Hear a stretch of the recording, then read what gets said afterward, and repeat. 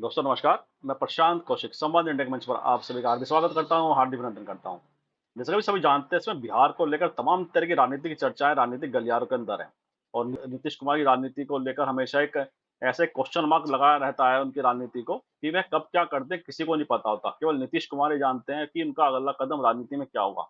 जब से वर्तमान लोकसभा का गठन हुआ है और सरकार ने कामकाज शुरू किया है, तब से नीतीश कुमार को लेकर भी बहुत सारी बातें कही जा रही हैं। और जिस तरह से केंद्रीय मंत्रिमंडल का गठन हुआ है और जनता दल यूनाइटेड के लोगों को भी उसमें मंत्री पद मिला है, लेकिन कोई भारी भरकम मंत्रालय नीतीश कुमार की पार्टी को जेडीयू को नहीं मिला है। और साथ ही नीतीश कुमार की चुप्पी जिस तरह से एकदम से बढ़ गई है लगातार कई दिन से, उसने राजनीतिक जो अनिश्चितता का माहौल है उसमें कुछ गर्माहट पैदा कर दी है। और नीतीश कुमार को जानने वाले समझने वाले लगातार यह बात कहते हैं कि नीतीश कुमार की जो राजनीतिक रणनीति होती है वह कब क्या कर दें इसके बारे में अनुमान लगाना बड़ा मुश्किल होता है। और कल दिल्ली के अंदर नेशनल उनकी एग्जीक्यूटिव की बैठक होने जा रही है दिल्ली के अंदर, और नीतीश कुमार आज दिल्ली पहुंच जाएंगे अपने सब साथियों के साथ। ऐसे में नीतीश कुमार जो उनकी पार्टी की राष्ट्रीय कार्यकारिणी बैठक उन्होंने दिल्ली में बुलाई, इसके क्या राजनीतिक मायने हैं। और बिहार में ऐसा कहा जा रहा है कि नीतीश कुमार की ये बड़ी इच्छा है कि विधानसभा भंग की जाए बिहार की, और आने वाले 3-4 महीने के अंदर विधानसभा का चुनाव करवाए जाएँ, जबकि 1 साल का वक़्त है अभी। तो ऐसी कौन-सी राजनीतिक मजबूरी उनके सामने है कि वे इतने समय पहले विधानसभा भंग करना चाहते हैं और चुनाव में जाना चाहते हैं? ये चर्चा है। और लगातार और साथ ही एक बड़ा बयान बीजेपी के अश्विनी चौबे जो बड़े नेता हैं बीजेपी के, बिहार से आते हैं, उनका एक बयान सामने आया है कि अगली बार जो विधानसभा चुनाव है बीजेपी के नेतृत्व में एनडीए की सरकार वहाँ बनेगी। तो बीजेपी के नेतृत्व में एनडीए की सरकार बनेगी, तो ये बड़ा एकदम से ऐसी राजनीतिक पटकथा को लिखने की वाली एक संदेश है जिसमें मतलब नीतीश कुमार सेकंड पार्टनर के तौर पर या एनडीए से अलग होकर अश्विन चौबे का बयान इस तरह कुछ इशारा करता है। तो वह बीजेपी को बड़ा पार्टनर वहाँ बता रहे हैं अपने बयान के द्वारा। और साथ ही आरजेडी के विधायक हैं, उनका एक बयान आता है, उन्होंने कहा कि नीतीश कुमार जल्दी इंडिया ब्लॉक के साथ आएँगे। तो ये तमाम तरह की राजनीतिक बयानबाजी भी बिहार के अंदर हो रही है। तो इसी को लेकर आज हमारी चर्चा है कि बिहार की राजनीति में क्या संभावनाएँ हैं? क्या नीतीश कुमार एक बार फिर से कुछ खेला करने जा रहे हैं बिहार की राजनीति में? तो ये तमाम संभावनाएँ और तमाम चर्चाएँ लगातार इस विषय पे हो रही हैं। हमारी भी आज की चर्चा इसी विषय पे है और हमारे साथ इस चर्चा में बहुत ही वरिष्ठ पत्रकार जुड़े हुए हैं, उनका परिचय मैं आप सभी से करा देता हूँ। हमारे साथ मुकुल त्रिपाठी जी लखनऊ से जुड़े हुए हैं, बहुत ही सीनियर जर्नलिस्ट हैं, बहुत-बहुत स्वागत करता हूँ, बहुत-बहुत अभिनंदन करता हूँ। तो मुकुल जी, जैसे अब बिहार की राजनीति को लेकर तमाम तरह की राजनीतिक चर्चाएं इस समय राजनीतिक गलियारों में है। और नीतीश कुमार की राजनीति को भी समझने वाले हमेशा कहते हैं कि नीतीश कुमार राजनीति में कब क्या कर दें कुछ कहा नहीं जा सकता, केवल उन्हें ही पता होता है। और ऐसे पिछले कुछ दिनों से लगातार राजनीति में एक माहौल सा भी दिखाई देता है कि नीतीश कुमार की जो एक तो चुप्पी है, कई दिन से वे लगातार चुप है, राजनीतिक मुद्दों पे बोलने से वे परहेज कर रहे हैं, उनका कोई राजनीतिक बयान भी सामने नहीं आया है। हालाँकि पिछले कुछ दिन पहले वे मोदी जी के साथ, प्रधानमंत्री के साथ एक विजय नालंदा यूनिवर्सिटी के अंदर वे दिखाई दिए साथ में प्रोग्राम के अंदर। लेकिन उसके बाद से या उससे पहले भी उनकी जो कोई गतिविधि ऐसी कोई नहीं दिखाई दी जिसने ऐसा कुछ संदेश दिया हो कि बीजेपी के साथ उनका जो गठबंधन है बड़ा मजबूत है। और इसी को लेकर तमाम आशंकाएँ लोग जता रहे हैं। अब कल राष्ट्रीय कार्यकारिणी की बीजेपी उनकी कल राष्ट्रीय कार्यकारिणी की बैठक है बिहार की दिल्ली के अंदर। और क्या राजनीतिक संदेश इससे आप देख पा रहे हैं? क्या नीतीश कुमार की जो राजनीतिक गतिविधियाँ, राजनीतिक कदम अगला उनका क्या हो सकता है? क्या संभावना आप देख पा रहे हैं? सभी दर्शकों को मेरा नमस्कार। बेसिकली देखिए हो क्या रहा है कि बीजेपी उस तरह की पार्टी है जो किसी के कंधे पे पैर रख के आगे बढ़ती है, सहारा लेके आगे बढ़ती है और धीरे धीरे अपना पूरा वर्चस्व बना लेती है। वही कुछ चीजें हर राज्य में हुई है जहां जहां बीजेपी ने अपनी जड़ें मजबूत की है, उसको किसी से भी समझौता करना पड़े और समझौता करने के बाद धीरे धीरे वो अपना एक देश बनाती है जिसमें आरएसएस एक मेन है। और अभी जो बिहार की हम लोग की बात कर रहे हैं, बिहार में चूंकि अभी इतना बढ़िया मैंडेट लोकसभा में नीतीश कुमार को मिला है, उससे नीतीश कुमार उत्साहित है और बीजेपी में थोड़ा धड़कन बढ़ी हुई है कि अभी बड़ा भाई छोटा भाई वाला जो हाल था, जो पूरा बिहार जानता है और केंद्र के बीजेपी के लोग जानते हैं, जो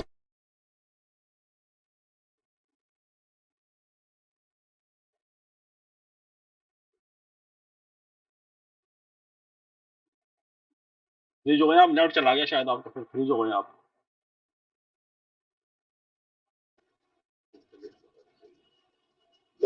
शुरू करें। हाँ, दोबारा शुरू करें। आपका बंद हो गया था ये। ये कुछ इंटरनेट की प्रॉब्लम अभी तक तो थी। चलिए, तो कुल मिला के ये है कि जो जिस तरह से बीजेपी ने राज्यों में अपनी पैठ बढ़ाई और जिस तरह से उनका आंकड़ा बढ़ा है उसके पीछे बैकग्राउंडर में अगर आप जाएंगे तो उसमें संघ की मेहनत भी थी और साथ में कोई सहयोगी था। उस सहयोगी को के साथ ही उन्होंने उस प्रदेश में कदम रखा और अपनी जड़ें मजबूत की। जाहिर बात है कि बिहार में चूंकि अभी लोकसभा का इलेक्शन अप्रत्याशित आया है, जो नीतीश कुमार को लोग कह रहे थे कि इनको हो सकता है सबसे ज्यादा नुकसान उन प्रत्याशी को होगा जो जेडीयू के, बीजेपी को कम नुकसान होगा। और उधर जो तेजस्वी थे उनके पार्टी को कहा गया था कि अच्छा प्रदर्शन करेगी, लेकिन इस तस्वीर के बिल्कुल उलट रिजल्ट आया, क्योंकि वहां पे नीतीश ने इतना अच्छा प्रदर्शन किया कि अगर उसको लोकसभा को अगर आप विधानसभा वार बदलेंगे तो उनकी स्थिति मजबूत हुई है। जो अभी 40-42 लेके टहल रहे हैं उससे वो अपने आप को चाहते हैं कि हम और मजबूत स्थिति में हैं जैसे वो पहले थे। तब बीजेपी कम थी और नीतीश कुमार जेडीयू बहुत आगे थी, लेकिन धीरे धीरे जिस तरह से इन्होंने अपनी कार्यशैली को बदला है, साथ में पार्टी का बदलना, आप कभी बीजेपी के साथ रहे, कभी आप लालू प्रसाद यादव के बेटे के साथ हो गए, फिर आप वापस बीजेपी में, फिर आप लालू को पकड़ लिए। तो पलटू चाचा का जो एक कहा जा रहा था कि जो जनता में ये इमेज जाएगी ये नेगेटिव जाएगी, लेकिन ये सारे आंकड़े जितने भी आकलन थे पंडितों के, जो राजनीतिक पंडित होते हैं, वो सब धराशायी हो गए। उसमें हो सकता है बीजेपी का भी बहुत बड़ा योगदान रहा, क्योंकि बीजेपी के भी वोट उधर ही गए होंगे। और ये अब बताएगा इसका जो लिटमस टेस्ट होगा वो होगा आपका विधानसभा चुनाव। तो जल्दी से जल्दी, वैसे भी नीतीश कह चुके हैं कि मैं जब तेजस्वी के साथ थे कि मैं संन्यास ले लूंगा, मैं राजनीति छोड़ दूंगा, उन्होंने एक मंच पे बोला था। लेकिन आज की परिस्थिति को देखते हुए वो जल्दी छोड़ने के मूड में नहीं लगते और वो चाहते हैं कि हम प्री पोल करा लें। अगर पहले चुनाव होता है तो वो स्थितियां स्पष्ट हो जाएंगी।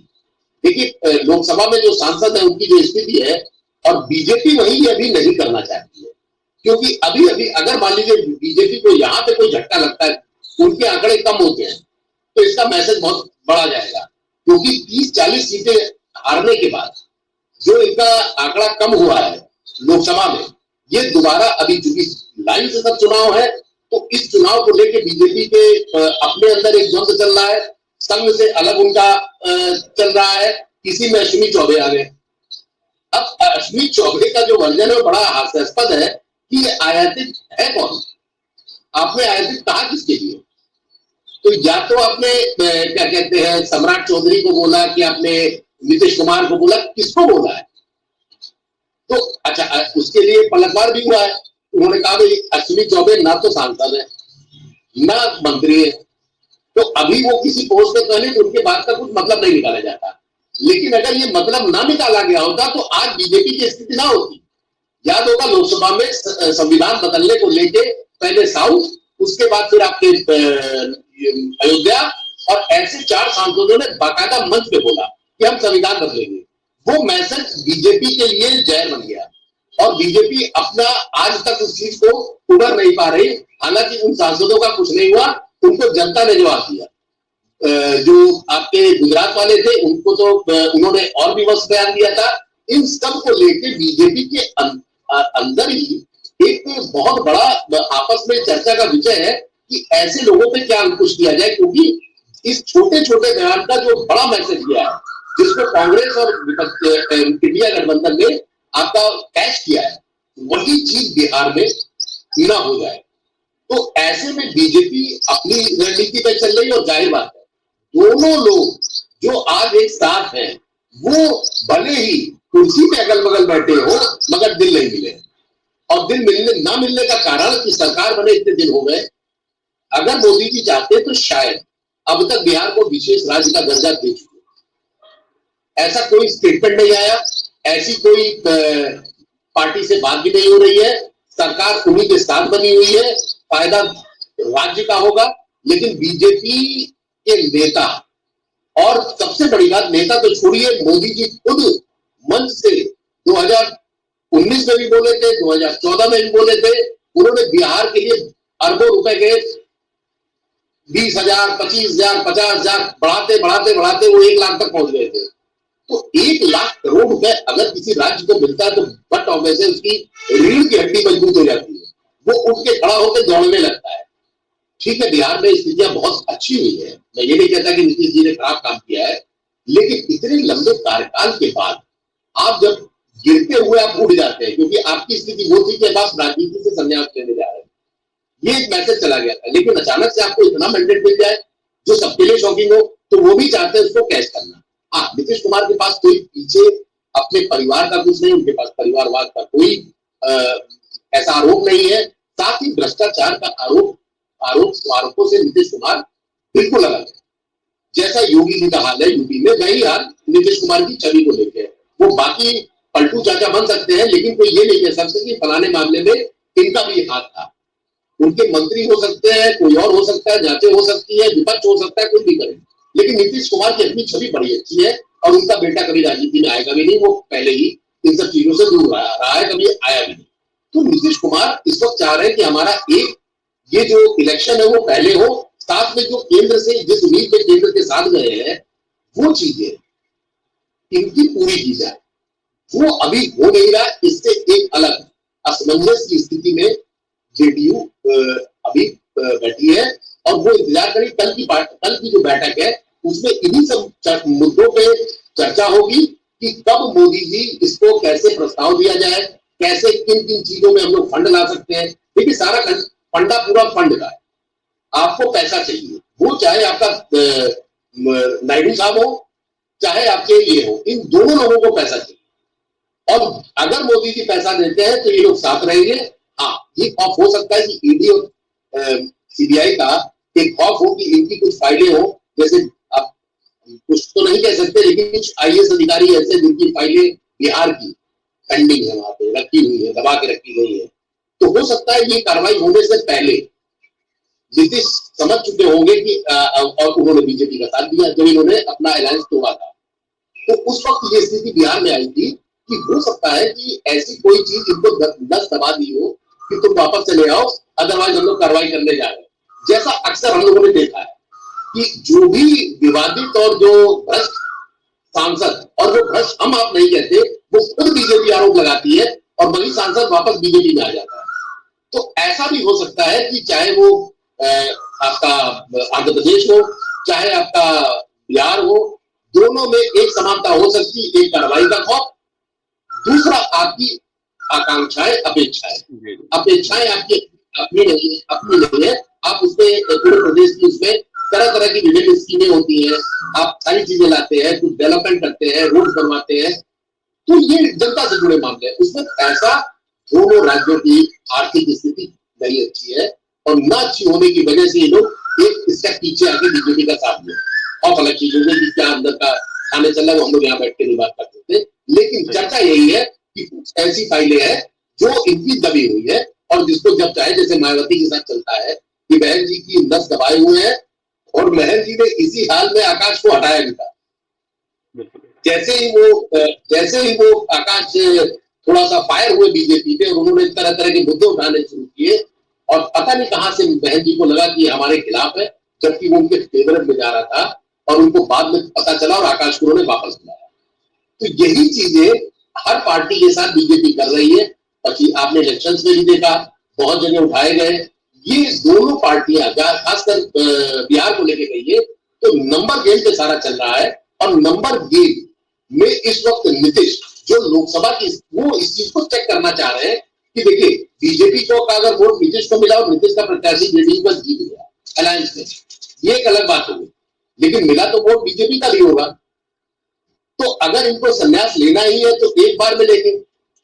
वो चीज अगर पहले मान लीजिए यही आंकड़े बदल जाते हैं और जेडीयू आ जाती है बीजेपी की जगह और बीजेपी आ जाती है जेडीयू की जगह, तो नीतीश के लिए कितना बड़ा एक जो आगे का भविष्य है वो तय कर देगा कि हाँ, नीतीश अगले 5 साल तक रहेंगे और नीतीश भी मुतमईन हो जाएंगे कि हमको कहीं और जाने की जरूरत नहीं। जैसे कहा जा रहा था केंद्र सरकार में चले जाएंगे।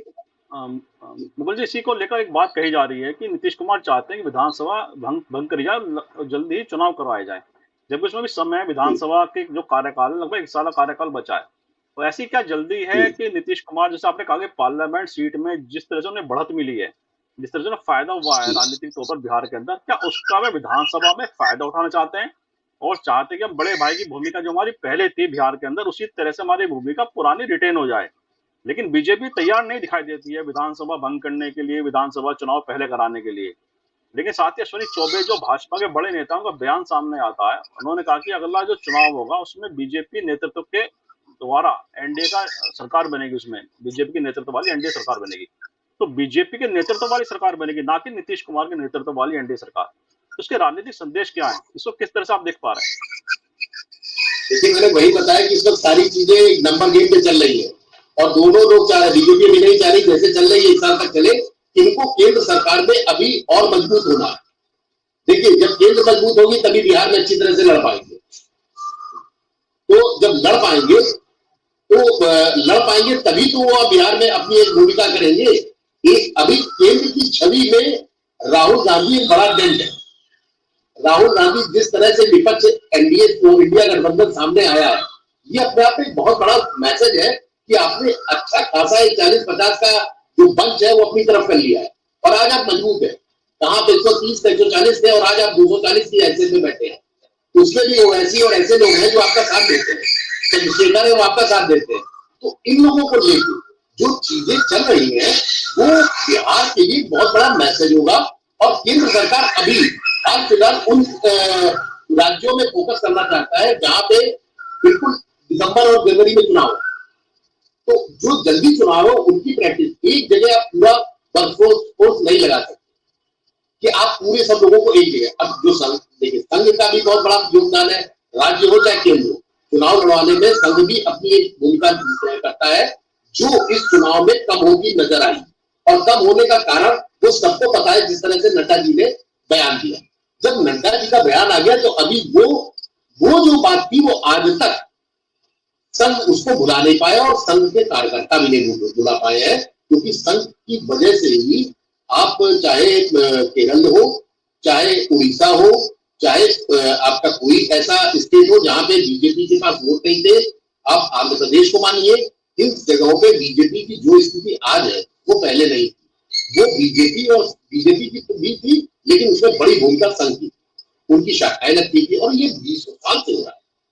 तो ये चीजें जो नीचे के जमीनी लोग जो वहां 20 साल से जुड़े हुए हैं और कितने मरहब में होंगे, उनकी अगली जनरेशन आ गई होगी और उसके बाद ऐसी स्थिति अगर आए और आपको आ जाए, उसके बाद संघ को आप नकार दें, संघ को सीधे सीधे कह दें, तो संघ के जो लोग हैं वो क्या सोचेंगे? आप किसी की मदद कर रहे हो, बरसों से कर रहे हैं, अचानक से एक दिन पे हमको तो उनकी अब जरूरत है। तो वो अगर आप पर्सनल भी होंगे तो आप शायद उससे बात करना पसंद नहीं करेंगे। वही हाल संघ में है, क्योंकि संघ एक बड़ा है, दिल बड़ा है, क्योंकि अब बीजेपी की स्थिति वो नहीं रहेगी जो संघ को दबा सके। आज जो स्थिति, आज जो आंकड़े हैं वो बैसाखी में सरकार चल रही है और इस सरकार को जरूरत है संघ के विचारकों की, संघ की टीम की और संघ के जमीनी कार्यकर्ता की। अब इसके लिए जो बीजेपी अपना काम करेगी तो इतनी जल्दी वो किसी ऐसे स्टेट में नहीं आना चाहती जो यूपी के बाद दूसरे नंबर पर आता है, जहां विधानसभा जी अगर बीजेपी के दृष्टिकोण से बात करें तो बिहार उनका एक बड़ा महत्वपूर्ण राज्य रहा उनके लिए हमेशा से। और यूपी में जिस तरह से डेंट लगा उन्हें, यूपी में जिस तरह सीट कम हुई है, वे बिहार को चाहते हैं बिहार की जो यूपी का नुकसान है बिहार से पूरा करें। और जिस तरह से पूरे गठबंधन को शक्ल उन्होंने दी है, चिराग पासवान के साथ है, नीतीश कुमार को लेकर वे आगे बढ़ रहे हैं वहां पर।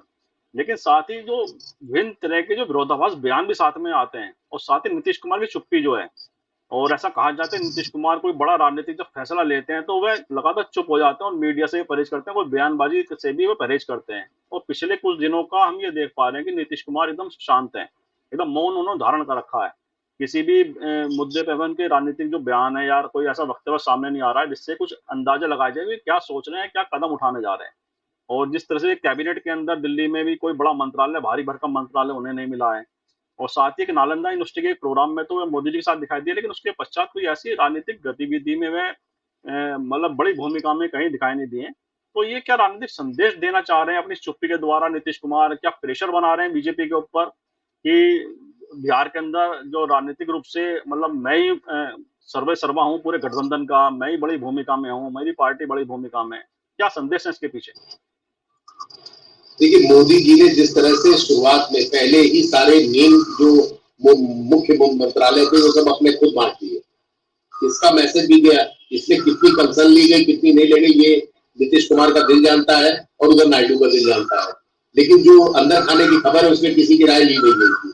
उन्होंने बता दिया था कि मेरी संख्या ज्यादा है, आपको मदद करनी है, इस हमारा अलायंस बन चुका है, इस अलायंस को टूटना नहीं है। और इसके लिए जो बातें हुई थी, जो मैं पहले भी बोल चुका उसको दोहराना नहीं चाहूंगा, क्या वजह थी, ये लोग उसको उस पर हामी भर दिए सारे लोग, चाहे वो लोकसभा अध्यक्ष का मामला हो, स्पीकर का मामला हो, तो इन सब चीजों में उनकी कंसर्न लगातार बीजेपी के साथ ही रही है।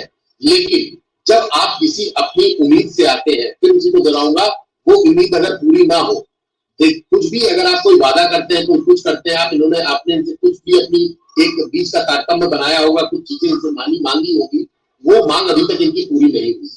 जैसा आपने भी कहा, कोई अच्छा मंत्रालय नहीं मिला, सबको किनारे लगाया गया है। वो भी मुख्य वजह हो सकती है कि इससे 30 रहेगी, और इससे 30 ऐसी भी रहेगी कि जब सिंगल पार्टी में आप किसी को देते हैं कोई पद, और दूसरा अगर कोई सिंगल लोकसभा का आपका प्रत्याशी है जो आपके सहयोग में था और अलायंस आपके लिए जीता है, उसको आप कुछ नहीं देते, तो कहीं ना कहीं उसके दिल में भी रहेगा। तो यही चीजें सब वहां पे अब धीरे धीरे देखिए, अब चूंकि खाना पक चुका है, अब इसमें कमियां निकाली जा रही कि हल्दी ज्यादा थी कि क्या ज्यादा था। जिस तरह से होता है कि आपने ये नहीं कहा था, आपने वो नहीं कहा था, ये बाहर आने बातें कम आएंगी, लेकिन जो राजनीतिक पंडित है वो नेता का, जैसे अभी आपने कहा कि मौन हो जाते हैं, तो ये हम लोग का आज का आकलन नहीं है, ये नीतीश कुमार का अपनी एक प्रॉपर शुरू से लेकर आज तक की एक स्ट्रेटजी है कि जब भी उनको कुछ करना रहता है तो मौन हो जाते हैं, बोलना बंद करते हैं। तो साइलेंट मोड में जब कोई आदमी जाएगा तो उसके दिल की स्थिति, चाहे हम हो, चाहे आप हो, चाहे नीतीश कुमार बहुत बड़े खिलाड़ी है। वो पहले भी कई बार बदले हैं, आए नहीं है, और अपने अपने वो फायदे की, बेसिकली वो जेडीयू का फायदा चाहते हैं, वो बीजेपी में उनकी दिलचस्पी कम है, क्योंकि जरूरत उनको किसी न किसी की रहेगी, अकेले में सरकार बना नहीं सकते, इसलिए वो बार बार अपना पाला बदलते रहे। और चूंकि जब से मोदी सरकार आई है, तो सबसे ज्यादा विवाद नीतीश कुमार से ही मोदी जी का था, और बार बार जो बदला भी गया वो ऐसे ही बदला गया। उससे पहले कभी 14 से पहले कभी ऐसा नहीं हुआ कि इतनी कम समय में, 19 के बाद ज्यादा हुआ है, 17 में हुआ, 19 में हुआ, इसके बाद मतलब लगातार आप पिछले 8 सालों में देखिए तो नीतीश कुमार जितनी बार पलटे उतना शायद पूरे भारतवर्ष में कोई मुख्यमंत्री नहीं पलटा होगा। तो वो भी उनको एक क्रेडिबिलिटी जाती है, आप क्रेडिबिलिटी पूरी बिहार देता है कि वो सिर्फ अपने फायदे और अपने पार्टी के फायदे के लिए काम करते हैं, और सरकार में रहने के लिए, सरकार में रह के, फिर वही बात है कि सरकार में रह के कोई गलत काम उनके ऊपर आरोप नहीं लगे, लेकिन सोचना बिहार के लिए नीतीश कुमार अपना जो एजेंडा है उससे पीछे नहीं हटेंगे, और वो अपने सांसदों से भी बात करेंगे, अपने पार्टी में भी बात कर रहे हैं कि किसी तरह अगर ये जो लोकसभा अध्यक्ष की भूमिका है इसमें ये लोग नहीं आ पाए हैं, तो आने वाले समय में इसका क्या परिणाम निकलेगा उस पर भी एक बहस होगी 100%।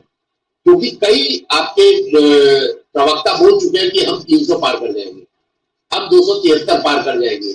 जैसे संविधान को लेकर देश के अलग अलग हिस्सों में बात हुई थी, और तब प्रत्याशियों ने की थी, वो भी भाजपा के सांसद, बड़े जो लोकसभा प्रत्याशी थे, उन्होंने बोला था, उसका खामियाजा भुगतना पड़ा था। इसको लेकर दहशत तो बट ऑब्वियस है, और ये रहेगी जब तक कि ये 6 महीना अपना 4 महीना पूरा नहीं कर लेते। इसके बाद इलेक्शन से पहले क्या होगा, आग खिलाफ कर जाए तो सारे इनके जो अलायंस सब टूट जाएंगे, तो राज्यों की स्थिति में, राज्यों में दुर्गति हो जाएगी, क्योंकि जनता तो सब देखती है। यूपी में बहुत देखा लोगों ने, यूपी में इनको जब अयोध्या नहीं मिला तो बाकी वो पूरी जीते, कहाँ जीत रहे कोई मतलब नहीं है। राम जी की नगरी जहां उनका जन्म हुआ था, जो वही आ गए। तो ऐसे ही मिथिला में जाके आप क्या करते हैं, यूनिवर्सिटी बनाते हैं, क्या बनाते हैं। बिहार के एजुकेशन के लिए हमें बोलने की जरूरत नहीं है, ग्रेजुएशन की डिग्री कितने साल में मिल रही, वहां सब बच्चे जानते हैं। ये मतलब बड़ी दुर्गति है वहां पे। 2 ही 4 यूनिवर्सिटी होंगी जो अपना टाइम से 2-3 महीना 4 महीने की लेट होंगी, अदरवाइज सारी साल 1.5 साल लेट रहती है। तो बच्चे बहुत परेशान है, और वही हाल नेताओं का रहता है। नेता भी उसी तरह परेशान रहते हैं कि जब मांगा और हमको मिला नहीं। तो नीतीश की स्थिति वही है, और कल देखिए वो अपनी बैठक में इन्हीं मुद्दों पर चर्चा करेंगे, और कोई तीसरा चौथा मुद्दा नहीं होगा कि हमको क्या, हमने किस वजह से आए थे और हमें क्या मिल रहा है। और ये मैसेज जाएगा बीजेपी में, और बीजेपी भी फिर उसका कोई ना कोई या तो तोड़ निकालेगी, और या फिर उनको जो देना है उनको देगी। तो ये चीजें दोनों दलों में आज की डेट में एक उत्सुकता बनी हुई है कि कल नीतीश क्या करेंगे। बिल्कुल। बिल्कुल ठीक कहा आपने कि नीतीश क्या करेंगे, उत्सुकता बनी हुई है और लगातार चर्चाएं बनी हुई। अच्छा, एक बात और है कि जैसे कि 272 का आंकड़े से बीजेपी पीछे रह गई और 240 के आसपास में रह गई है, और लगातार ये चर्चा भी बनी हुई है कि बीजेपी सबसे पहला इस प्रयास में कि इंडिविजुअल तौर पर 272 का आंकड़ा कैसे अपना बना ले। तमाम तरह की राजनीतिक बातें हो रही हैं कि वह कुछ दलों में या कुछ अलग-अलग तरह से प्रयास कर सकती है, अपने इस जो शक्ति है राजनीतिक तौर पर उसको बढ़ाने की, अपनी संख्या बढ़ाने की। ऐसे में नीतीश कुमार की पार्टी और तेलुगु देशम की पार्टी या जो अन्य दल हैं दूसरे, उनको लेकर किस तरह का आप सोच रहे हैं कि क्या उनमें भी कुछ सेंधमारी बीजेपी के द्वारा हो सकती है? और कल प्रधानमंत्री मोदी जी ने बीजेपी जो जेडीयू के सांसद हैं, उनके साथ उन्होंने बैठक भी की। और उसकी तस्वीरें भी सामने आई हैं। क्या ये भी जेडीयू को नीतीश कुमार को संदेश देने की कोशिश है बीजेपी के द्वारा, सरकार के द्वारा, और उनकी जो राष्ट्रीय कार्य की बैठक से पहले जो कवायद क्या बीजेपी के द्वारा की गई है? नहीं, हम लोग एक चीज बड़ा गलत सोचते हैं कि हम लोग काहे टीडीपी और इसको सोच रहे हैं, जेडीयू को।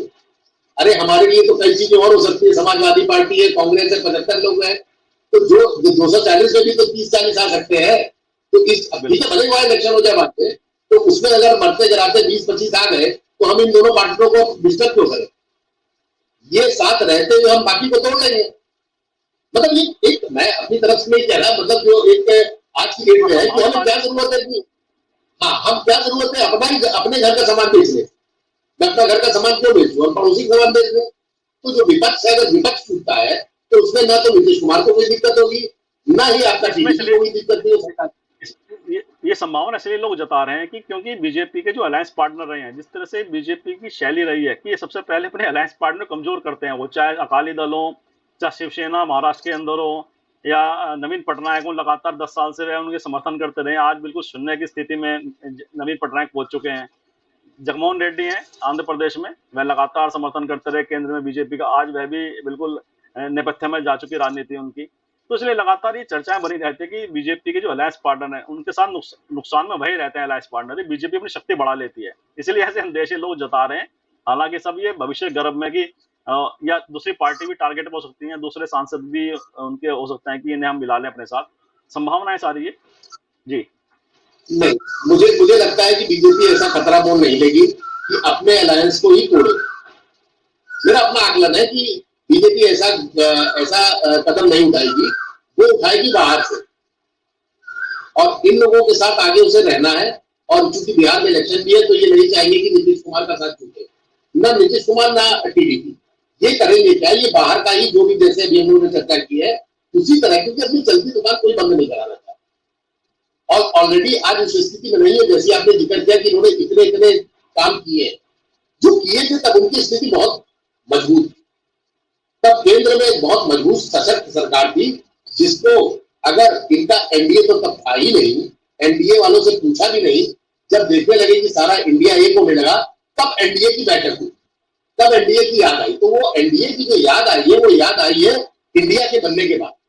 जब इंडी गठबंधन बन रहा था तब याद है कि उसके बाद आपने तुरंत सरकार प्रभाव से पहले 18 आए, फिर 28 आए, फिर 36, 32, 34 कितने हो गए। तो छोटी छोटी पार्टियों में जिसका 10-20-50 हजार का है वो आप सबको ले लिए, ठीक है, आपको जनता ने नकार दिया, आपको उस संख्या से आप पीछे रह गए, 272-73 आपको किसी में आपने क्रॉस भी नहीं कर पाए। तो आज की स्थिति में इसको क्यों डिस्टर्ब करेंगे? आप अपनों को नाराज करके कैसे रह सकते हैं? और उसका मैसेज फिर आपको सारी विधानसभा में जाएगा जो आने वाले हैं कि आपकी तो चाल चरित चेहरा यही है। वो चीज बीजेपी नहीं करना चाहती, इस चीज में बीजेपी बिल्कुल मुतमईन है। अब मुझे जहां तक लगता है जो मेरी बातें होती है वो यही होता है कि बाहर से लाओ, जो भी ले आओ। आप हैं प्रशांत कौशिक, आप कल चले जाइए कि हमारे पास 40 या 35 आ गए हैं, और आप जाइए, आप सबसे मुलाकात कर सकते हैं बिल्कुल, अगर आपके पास नंबर है और नंबर है और आदमी है तो आप कोई तो इसे गेम, ये राजनीति एक गेम है, आप वो नंबर्स का गेम है। आप नंबर क्या ले सरकार बना लिए, कल तक अखिलेश यादव की कोई बरकत नहीं थी, 5 सांसद लेके बैठे थे, उसमें भी 1-2 निकल गए। आज की डेट में आप बहुत बड़ी हैसियत में तीसरी सबसे बड़ी पार्टी बन गए। तो वो देखिए, आंकड़े ही आपको उठाते हैं, आंकड़े ही आते हैं।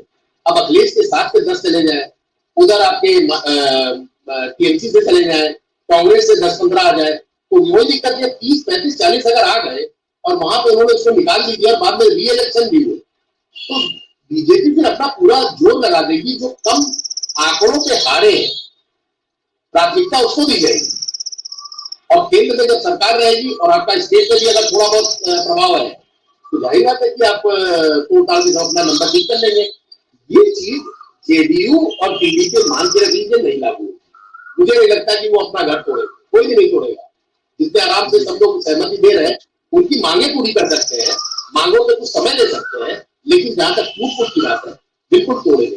जी, जी, जी। बिल्कुल ठीक। जैसा आपने कहा कि ऐसा नहीं है कि नीतीश कुमार और टीडीपी के अंदर ही ऐसी कुछ हलचल होती है, दूसरी पार्टियों में भी संभावना तमाम तरह की है। और राजनीति में कुछ भी कभी भी संभव हो सकता है, इसमें कोई दो राय नहीं है। और सत्ता का गणित जिसके पास है, सत्ता की शक्ति जिसके पास है, वह काफ़ी कुछ परिस्थितियों में अपना असर डाल सकता है। अच्छा, अगर लालू प्रसाद यादव की राजनीति की बात करें बिहार के अंदर, कि लालू प्रसाद यादव की जो राजनीति है, जिस तरह से तेजस्वी यादव ने अपने को एस्टैब्लिश किया है बिहार की राजनीति में, अगर नीतीश कुमार के साथ किस तरह की आने वाले समय में कुछ पटकथा वह भी लिख सकते हैं अपने साथ, क्योंकि नीतीश कुमार को लेकर तमाम तरह के, चाहे पलटू चाचा के नाम से उन्हें कहा भी गया हो, लेकिन देखें लोकसभा चुनाव में उनके ऐसा कोई कटु आलोचना आरजेडी की तरफ से उनके लिए नहीं हुई है। तो ऐसे में क्या कुछ द्वार गेट उन्होंने भी खोले हुए हैं नीतीश कुमार के लिए कि जब चाहें चाचा उनके आ सकते हैं और साथ में हम हाथ मिलाकर दोबारा से हाथ पकड़ के दूसरे का आगे बढ़ सकते हैं बिहार की राजनीति में। ऐसी कुछ संभावना आज या भविष्य में कुछ बनती दिखाई देती है आपको? जी, मुझे अभी हाल फिलहाल बिल्कुल नहीं लगता इसमें कि जितना मदद मोदी जी कर पाएंगे उतना तेजस्वी हैसियत में नहीं है। जो चीजें आज की डेट में केंद्र सरकार आपको दे पाएगी, तेजस्वी मैक्सिमम क्या दे पाएंगे आपको? एक मुख्यमंत्री का पद जो ऑलरेडी आपके पास है, और अगली बार भी होगा तो कोई गारंटी नहीं कि तेजस्वी जीते, सीटें कम होती है। लेकिन बीजेपी के साथ मिलकर इस बात के लिए नीतीश कुमार मुतमईन है कि हम सरकार बनाएंगे। अब ये डिपेंड बीजेपी पे करता है, हो सकता है अगली बार ये हो जाए कि बीजेपी का मुख्यमंत्री बनेगा। आपने रिटायरमेंट के लिए कहा था, स्वेच्छा से आप रिटायर हो जाइए, अच्छे आपको आपकी पार्टी चलती रहेगी, आपको हम ऐसे ऐसे मिनिस्टर दे रहे हैं, और आपके हो सकता है उस वक्त केंद्र में आपको 3-4 अच्छे मिनिस्टर दे। तो वो चीजें संभावना है। लेकिन ये कहना कि हाल फिलहाल तेजस्वी के साथ जब तक की कोई बहुत बड़ा बीजेपी के साथ इनका कोई रार नहीं होती, तब तक ये साथी रहेंगे और कोशिश करेंगे कि बिहार के लिए ज्यादा से ज्यादा क्या दे पाए, क्योंकि मैंडेट इस वक्त नीतीश कुमार को उनका बूस्टअप किए हुए है, और वो जल्दी जल्दी चाहते चुनाव हो और हम फिर चुनाव होने के बाद अपनी स्थिति का आकलन कर सके पार्टी के साथ। बिल्कुल। बिल्कुल ठीक कहा आपने कि चुनाव के बाद नई तरह की पटकथा सामने आएगी, किस तरह से अपने वह राजनीतिक जो परिस्थितियां उसको भी देख सकते हैं। और इन शब्दों के साथ आज की चर्चा को विराम भी देता हूँ। और आपने जिस तरह पूरे बिहार की जो राजनीति को लेकर जो बातें की जा रहे हैं उसका जिस तरह विश्लेषण किया है, मुझे विश्वास है हमारे दर्शक चर्चा जरूर पसंद आएगी। और मैं आपका बहुत बहुत आभार और धन्यवाद व्यक्त करता हूँ कि आपने हमारे दर्शकों के लिए अपना समय निकाला। बहुत बहुत धन्यवाद आपका। धन्यवाद। और मैं आप सबसे भी आग्रह करता हूँ इस वीडियो को लाइक करें, शेयर करें, कमेंट करें, साथ ही संवाद इंडिया चैनल को सब्सक्राइब करने साथ बेल आइकन जरूर दबाएं, जिससे संवाद इंडिया के अपडेट आपको समय से मिलते रहे। आप सभी का बहुत बहुत धन्यवाद, बहुत बहुत अभिवादन।